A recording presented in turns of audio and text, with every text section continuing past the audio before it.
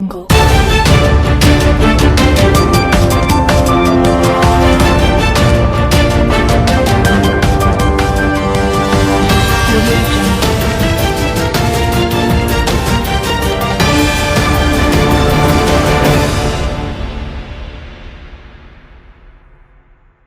कर्मचाऱ्यांच्या सांस्कृतिक कार्यक्रमाने साजरा झाला ठाणे महानगरपालिकेचा 41वा वर्धापन दिन।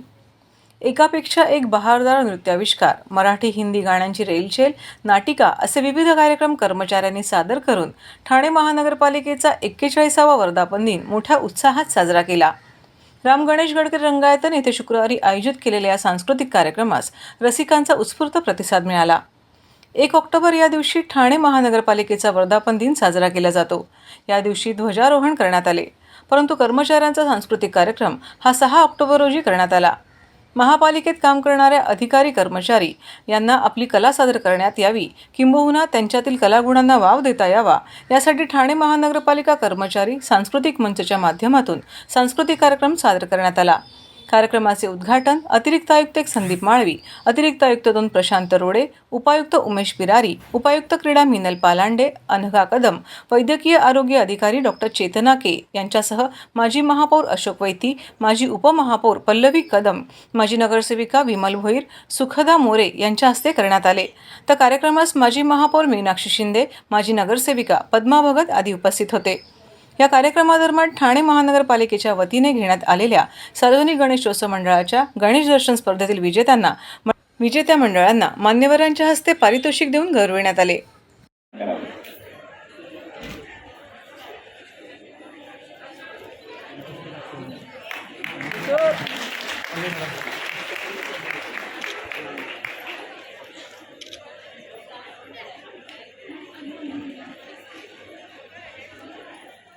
आणि यानंतर आपली मुख्य जी स्पर्धा होती सार्वजनिक गणेशोत्सव मंडळ आरा स्पर्धा 2023, त्याचा निकाल एकूण 8 पारितोषिक यामध्ये दिली जात आहेत। 8व्या क्रमांकाचे मानकरी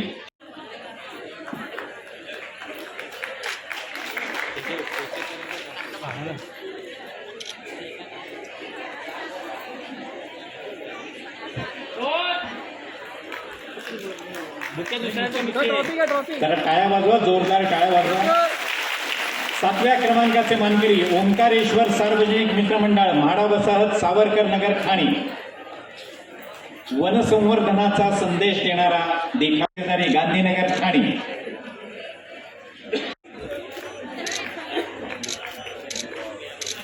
सार्वजनिक गणेश मंडळ आरा स्पर्धा 2000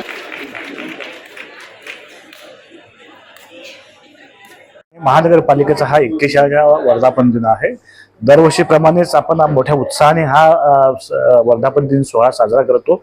1 ऑक्टोबरला माननीय आयुक्त महोदयांच्या हस्ते ध्वजारोहण झालं। त्याच्यानंतर आज आपण महापालिका अधिकारी कर्मचाऱ्यांचा सांस्कृतिक कार्यक्रम ठेवलेला आहे। गेले अनेक वर्षे, मला वाटतं की 2005 पासून आपण बाहेरच्या कलाकारांना न आणता ठाणे महानगरपालिकेमध्ये जे अधिकारी कर्मचारी कलाकार म्हणून त्यांची जी सुप्त इच्छाशक्ती आहे त्यांना वाव देण्यासाठी आपण ठाणे महापालिकेचा सांस्कृतिक कलामंच सुरू केलेला आहे। त्या माध्यमातून आपण 2005 पासून महापालिकेचे अधिकारी कर्मचाऱ्यांचा सांस्कृतिक कार्यक्रम आयोजित करतो। मोठ्या उत्साहाने तो साजरा केला जातो आणि अतिशय चांगल्या पद्धतीनं त्या कार्यक्रमाचं आयोजन केलं जातं।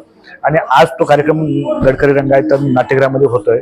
सगळे कर्मचारी अधिकारी त्याला उपस्थित आहेत आणि मोठ्या उत्साहात हा समारंभ, हा सोहळा साजरा होत आहे। ठाणे महानगरपालिकेचा 41वा वर्धापन दिन आपण साजरा करत आहोत। या वर्धापन दिनाच्या निमित्ताने ठाणे महानगरपालिकेच्या कर्मचारी अधिकाऱ्यांच्या माध्यमातून सांस्कृतिक कार्यक्रमाचं आता या ठिकाणी आयोजन करण्यात आलेलं आहे। वास्तविक पाहता 41 वर्षापासून आपण ठाणे शहरातील नागरिकांना मूलभूत सुविधा देण्याचं काम करीत आहोत। यासोबतच आमचे कर्मचारी स्वतःच्या छंद, कला हे सुद्धा जोपासण्याचं काम ते करत आहेत।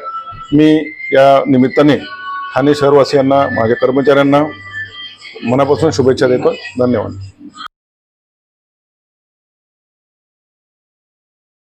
सर्व नागरिकांना आवाहन करण्यात येत आहे की सध्या डासांमार्फत पसरणाऱ्या डेंग्यू या आजाराचा प्रसार रोखण्यासाठी प्रत्येकाने पुढील प्रमाणे कार्यवाही करावी। डेंग्यू आजार एडिस इजिप्ती हा डास चावल्याने होतो। या डासांची पैदास साचलेल्या किंवा साचवलेल्या स्वच्छ पाण्यामध्ये होते.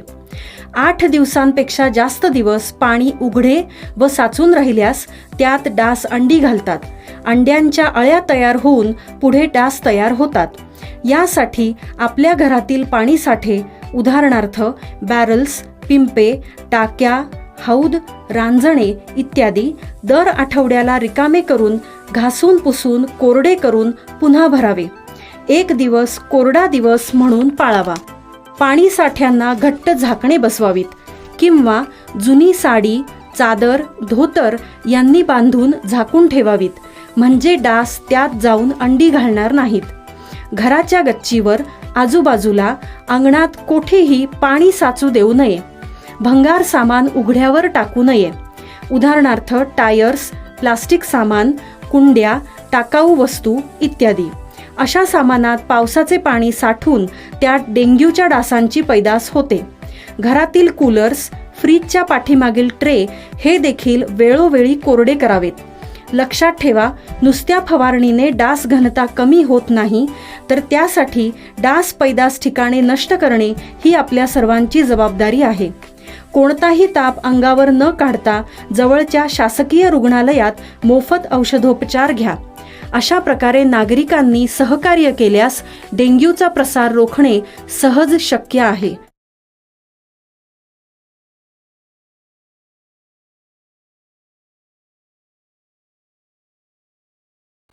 हक्काच्या सुसज्ज स्मशानभूमीसाठी कोपरीकर उतरले रस्त्यावर.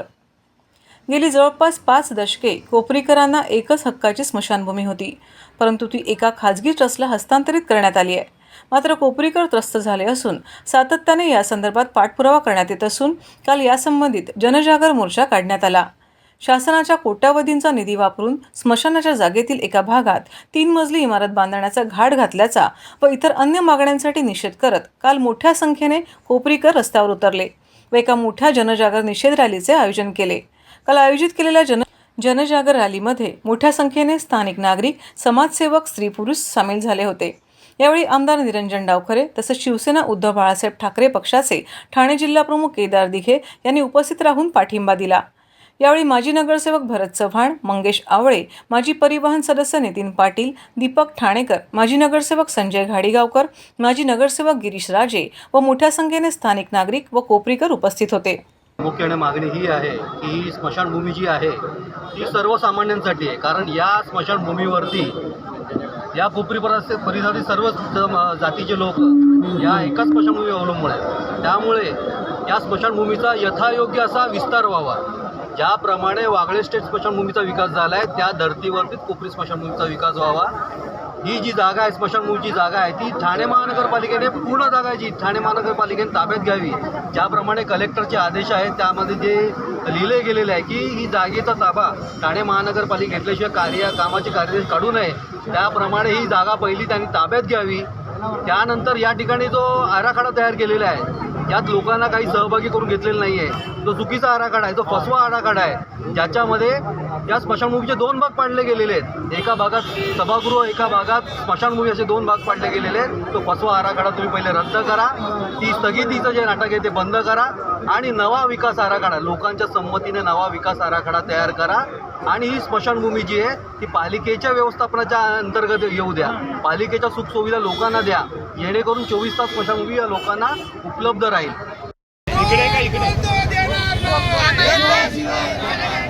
महानगरपालिकेचं स्मशानभूमी पाहिजे. आम्हाला मशानच पाहिजे, बाकी काही नकोय आम्हाला. बस हॉल नकोय आम्हाला, काही स्मशानभूमी पाहिजे. पण भूमी व्हायची, इतर सगळ्या गोष्टी व्हायच्या. हा आराखडाच मुळात चुकीचा आहे. आणि ह्याच्यासाठी आमची प्रशासनाला विनंती आहे, माझी मुख्यमंत्र्यांना विनंती आहे की आमचा जो अंतिम काळ जो आहे तो तरी सुखात घालवा. कोपरी 5 पकडी मतदारसंघ तुमचा येतो.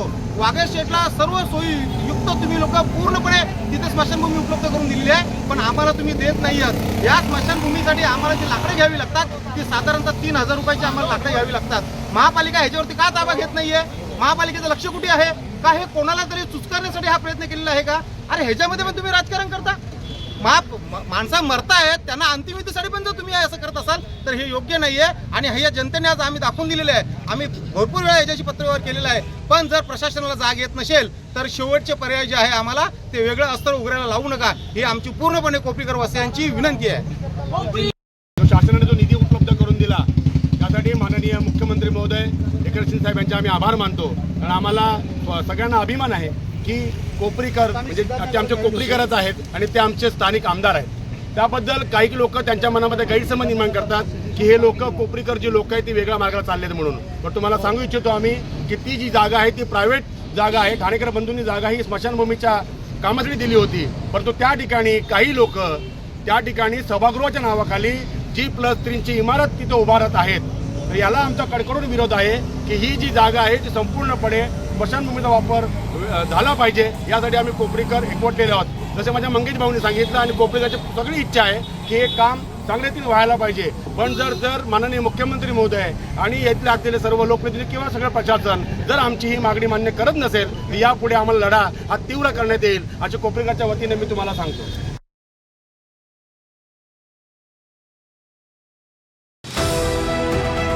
TJSB सौर शक्ती कर्ज गो ग्रीन, करा वीज बिलावर बचत. आकर्षक व्याजदर, 84 महिने परतफेड कालावधी, 80% लोन, व्यावसायिक आणि उद्योजकांकरता सुद्धा.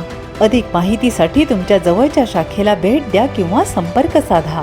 1800-223-466 आणि 1800-266-3466.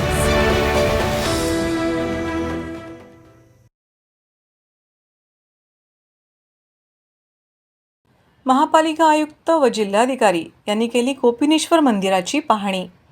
स्ट्रक्चरल ऑडिट व माती परीक्षण महापालिका करणार. जीर्णोद्धार करताना चर्चा करूनच निर्णय घेतला जाणार. ठाणे जिल्ह्यातील ऐतिहासिक अशा कोपिनेश्वर मंदिराचा जीर्णोद्धार करण्याच्या दृष्टिकोनातून गुरुवारी महापालिका आयुक्त अभिजित बांगर व ठाणे जिल्हाधिकारी अशोक शिनगारे यांनी मंदिराची पाहणी केली. मंदिराचा जीर्णोद्धाराची प्रक्रिया मंदिराचे स्ट्रक्चरल ऑडिट तसंच माती परीक्षण यांच्या माध्यमातून केली जाईल. त्याची जबाबदारी महापालिकेच्या माध्यमातून पूर्ण केली जाईल असे या बैठकीत आयुक्त अभिजित बांगर यांनी नमूद केले. सदर बैठकीस ज्येष्ठ पत्रकार कैलास महापदी तसंच विश्वस्त मंडळाकडून विश्वस्त अनिकेत भावे, सचिव रवींद्र उतेकर, खजिनदार मकरंद रेगे आदी उपस्थित होते.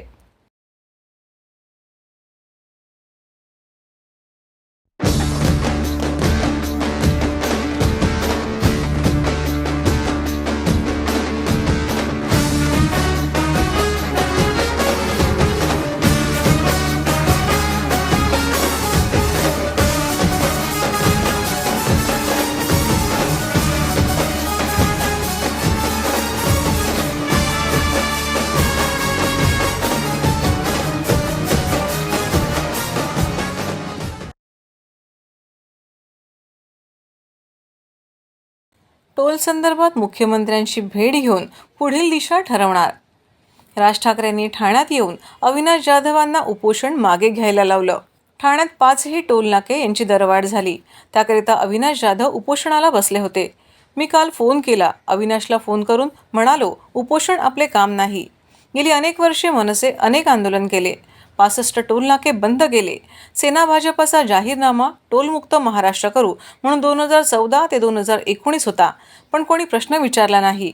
पण मला विचारले जाते, त्याचा रिझल्ट दिसत नाही. मोपलवार यांनी काल बोलणं झालं की त्यांनी मला नोट पाठवली आहे. 20 ते 23 असे 2 स्तंभ दिले. वाहन प्रकारचे दर, दुचाकी ते रिक्षा टोल नाही. 12 प्रवासी क्षमता, 40 ते 45 मिनी बस, 20 प्रवासी क्षमता. मग यात गाड्या येतात कुठे? शहरातील खड्डे, इतर कर, भारतात रस्ते कर भरतात. हे सर्व टोल नाके म्हैसकर यांचे. मुख्यमंत्री यांनी पिटिशन का मागे घेतले? निवडणुकीत थापा मारणाऱ्या लोकांना जनता का मत करतात? जे खोटे बोलतात त्यांना मतदान करत राहिलात. त्यांच्या विरोधात मतदानच झाले नाही तर समजणार कसा यांना टोल हवा की नको? 2-4 दिवसात मुख्यमंत्र्यांची भेट घेईन, नंतरच सांगू शकेल की यावर काय झाले. काल मुख्यमंत्र्यांचे अधिकाऱ्यांशी बोलणे झाले. तेही ठाण्याचे आहेत. त्यांनाही हे परवडणारे नाही. निवडणुका जवळ आल्या आहेत. निवडणुकीच्या वेळी, मतदानाच्या वेळी हे सगळे मुद्दे जनतेच्या डोक्यात नसतात. मुंबई गोवा रस्ता होणार पण नाही. अनेकांच्या जमिनी आहेत, रॅकेट आहे. चांगले रस्ते केले तर कामे निघणार नाहीत, असे यावेळी राज ठाकरे यांनी पत्रकार परिषदेत सांगितले. एकीकडे महाराष्ट्र राज्याचे उपमुख्यमंत्री देवेंद्र फडणवीस हे लहान गाड्यांकडून कुठल्या प्रकारे टोल घेत नसलेले सांगत असताना, दुसरीकडे आज अविनाश जाधव मुलुंड टोल नाक्यावर ही जनजागृती करत असतानाच मुलुंडच्या मुख्य टोल नाक्यावर लहान गाड्यांकडून टोल घेण्याचे काम मात्र सर्रास राजरोसपणे सुरू होते. यावेळी मनसे ठाणे पालघर जिल्हा अध्यक्ष अविनाश जाधव, शहर अध्यक्ष रवी मोरे व मनसेचे कार्यकर्ते या गोष्टीची पडताळणी करण्यासाठी गेले असता यावेळी पोलिसांनी मनसेचे अविनाश जाधव यांच्यासह कार्यकर्त्यांना ताब्यात घेण्यात आले. तुम्ही मला कारण द्या, मी येतो. तुम्ही साहेब त्या एक मिनिट, तुम्ही मला पहिला एक मिनिट, तुम्ही मला पहिली तुम्ही पहिला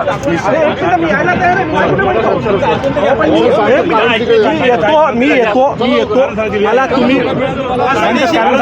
कायदेशीर काय पाहिजे अविनाशजी, आम्ही कायदेशीर काय यायचं कारण गिरफ साहेब चौकच आहे. आम्ही संख्येने आलोय, जमाबंदी आधीच तोडल्या. चुकीचं आहे गिरफ साहेब, चुकीचं आहे. अविनाशजी कायदेशीर काय पाहिजे या ठिकाणी तुम्ही आता पोलीस घेऊन चालले, तुम्हाला कायदेशीर काय पाहिजे पोलिसांकडे मी यायला विरोधच करत नाहीये. मी कुठेही त्यांना म्हटलेलं नाही मी येत नाही. मी यायला तयार आहे. मला तुम्ही पोलीस स्टेशनला घेऊन जायचा तुम्हाला अधिकार आहे, मी यायला तयार आहे. मला फक्त सांगा मला का नेताय, मला लेखी द्या तुम्ही का नेताय, मला एवढंच माझं मत आहे, बाकी काय नाही. मग द्या ना, मी येतो. तुम्ही मला लेखी द्या, तुम्ही मला द्या साहेब, तुम्ही मला द्या, मी येतो. तुम्हाला कोणाचं क्रियाशील नवनिर्मितीचा वसा घेतलेली युवा प्रकाशन संस्था व्यास क्रिएशन्स वर्ष 11वे. व्यास क्रिएशनच्या वतीने आवाहन करण्यात येत आहे की कार्यरत अथवा निवृत्त बँक कर्मचाऱ्यांनो लिहिते पैशांची वाढ कशी होईल, गुंतवणूक कशी करावी, विमा कसा उपयोगी आहे, अशा अनेक विषयांनी नटलेला पासबुक आनंदाचे दिवाळी वार्षिकांसाठी विषय गुंतवणूक आणि विमा, बँक कर्मचाऱ्यांसाठी असलेला पहिला आणि एकमेव दिवाळी अंक, बँकेत काम करीत असताना झालेली भावनिक नात्यांची गुंतवणूक, संस्थेंशी, सहकर्मचाऱ्यांशी असे रंजक, विनोदी, हृदयस्पर्शी अनुभव, आठवणी, किस्से लिहून पाठवा असे आवाहन करण्यात येत आहे. साहित्य पाठवण्याची अंतिम तारीख दिनांक 12 ऑक्टोबर 2023 आहे. याविषयी अधिक माहितीसाठी 9860143119 या क्रमांकावर संपर्क साधावा. आमचा पत्ता Vyas creations D1 Samant blocks, Shri Ghantali Devi मंदिर पथ, नौपाडा, ठाणे पश्चिम 400602 किंवा vyascreations@gmail.com येथे पाठवावे असे व्यास क्रिएशनच्या वतीने आवाहन करण्यात आले आहे.